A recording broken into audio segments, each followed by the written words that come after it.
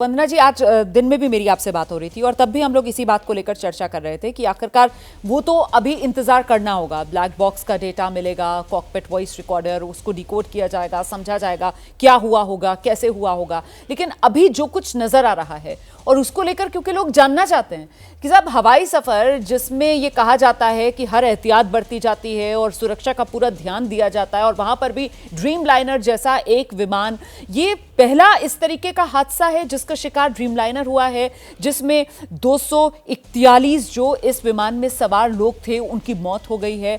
तो शुरुआती नजर में क्या क्या वजह हो सकती है कि यह विमान इस तरीके से दुर्घटनाग्रस्त हुआ हो?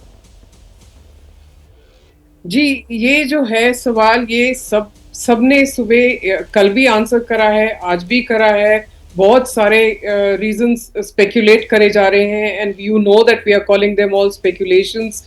Weather I am saying that I expected to be a massive electrical or a software system failure or a glitch that has caused the shut off of two twin engines, और कोई कह रहे हैं बर्ड हिट है, landing gear ऊपर नहीं गया, flaps वर up, lift नहीं हुआ, थ्रस्ट नहीं हुआ। ये सारे जो हैं ये क्वेश्चंस ये अभी आ रहे हैं आगे। And this as I said, जैसे आपने कहा, जैसे ये फ्लाइट डेटा रिकॉर्डर मिल गया है, कॉकपिट वॉइस रिकॉर्डर मिल गया है, 59 seconds में जो कुछ हुआ, this whole committee that is sitting down, the investigators that are sitting down, the experts who are here, ये लोग सारा इसको कंस्ट्रक्ट करके पॉइंट बाय पॉइंट बताएंगे कि ये हुआ।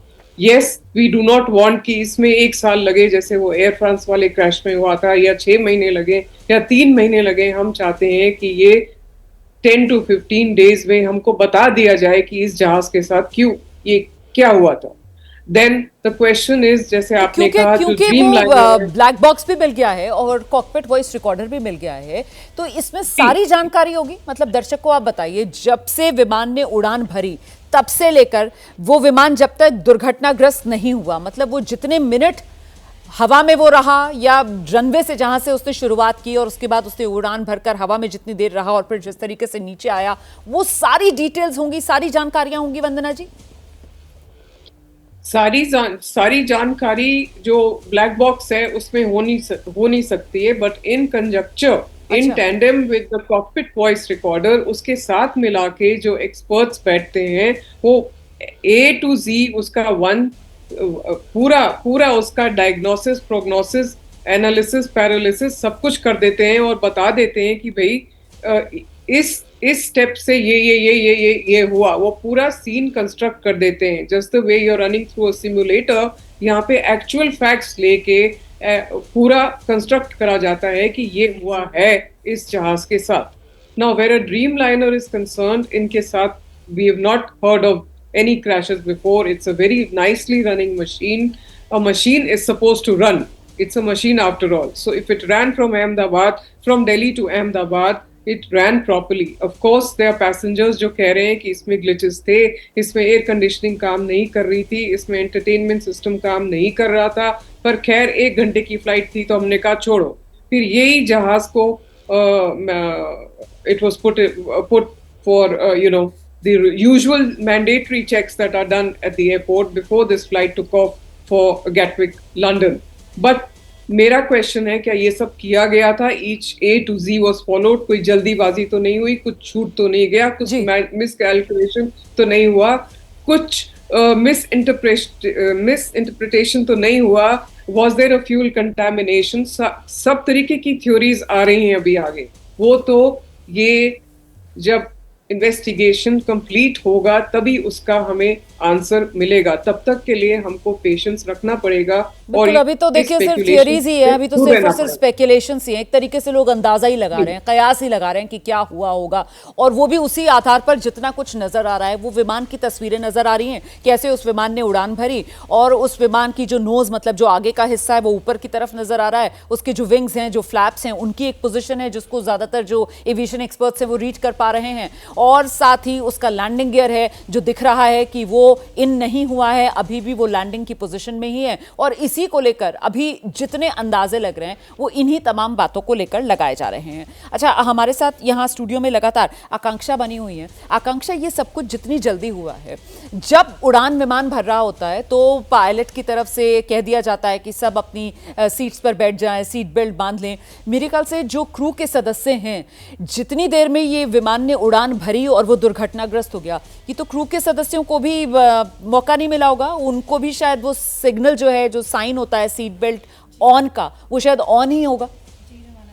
वो भी पता नहीं चला होगा, सिग्नल ही नहीं मिला होगा कि क्या हुआ है। एक जो आपने साइन बोला, इमरजेंसी लाइट्स जरूर ऑन होती हैं। There are two ways it comes on in the cabin, but because वक्त तो इमरजेंसी लाइट्स की क्योंकि आपने बात की है, तो इमरजेंसी लाइट्स क्या ब्लिंक कर रही होती हैं? क्योंकि वो जो जिंदा बचे यात्री हैं, उनका मैं सुबह बयान सुन रही थी, विश्वास कुमार रमेश, उन्होंने ये कहा कि उन्होंने ऐसा अनुभव किया, महसूस किया जैसे विमान जो है वो रुक सा गया है हवा में। स्ट्रक, ये शब्द उन्होंने इस्तेमाल किया। फिर उन्होंने कहा कि विमान के अंदर जो लाइट्स हैं वो ब्लिंक सी करने लगी, ये उनका कहना था। जी, सो वही मैं आपको बता रही कि दो तरीके से आती हैं। एक तो कैप्टन ऑन करते हैं अगर नहीं होती हैं कैबिन में लाइट्स, और एक ऑटोमेटिकली इलेक्ट्रिकली जब विमान में किसी तरह की आपातकालीन स्थिति आती है, जैसे डिकम्प्रेशन और फायर हो गया, तो इस तरह की लाइट्स ऑन हो जाती हैं। बट क्योंकि समय नहीं था और फ्लाइट कैबिन क्रू से वो स्ट्रैप्ड इन होंगे अपने क्रू सीट्स पे, जंप सीट्स पे, तो किसी को पता ही नहीं चला होगा कि क्या हो रहा है। पता नहीं कि लाइट्स भी ऑन हुई हैं कैबिन में कि नहीं हुई हैं, और ये भी नहीं पता कि किसी तरीके का कोई इलेक्ट्रिक सिस्टम फेलियर है। वही है, अभी सिर्फ और सिर्फ कयास और वो स्पेकुलेशंस ही है। सिर्फ लाइट्स के अलावा चाइम्स भी होती हैं, बहुत तरीके की emergency Chimes also come on, but क्योंकि वक्त नहीं था, वक्त नहीं मिला, सही बात है। लेकिन इतना जरूर पता चला है कि जब वो क्रैश हुआ है तो फिर वो जो एग्जिट वाला डोर था, इमरजेंसी एग्जिट जो है, वो शायद खुला है, क्योंकि जो वो पैसेंजर जिनकी जान बची है वो बिल्कुल एग्जिट के बराबर में जो सीट होती है, सीट नंबर 11A, वहां पर वो बैठे हुए थे। और वो खुद कह रहे हैं कि करिश्मे से कम नहीं है, उनको एहसास नहीं हुआ कि कैसे वो खुद विमान से बाहर आ गए। सीट बेल्ट अपने आप खोलने की बात वो जरूर कह रहे हैं। मैं जरा जल्दी से कैप्टन अमित का रुख करूंगी हम, और उनसे ये समझना चाहेंगे कि कैप्टन अमित, अब हम सबको उस रिपोर्ट का इंतजार है जो जांच की रिपोर्ट होगी और सामने आएगी। तो इस रिपोर्ट से ये साफ हो पाएगा कि ये मानवीय भूल या फिर ये तकनीकी खराबी, और इस रिपोर्ट से ही पता चल पाएगा कि ये बोइंग की गलती या फिर ये एयर इंडिया की गलती। मतलब ये ब्लैक एंड व्हाइट में पता चल पाएगा सर? जी नहीं, अभी तो कुछ नहीं पता चलेगा। जो लोग बोल रहे हैं कि हमें कुछ ऐसी बात नहीं करनी चाहिए, इंतजार करना चाहिए,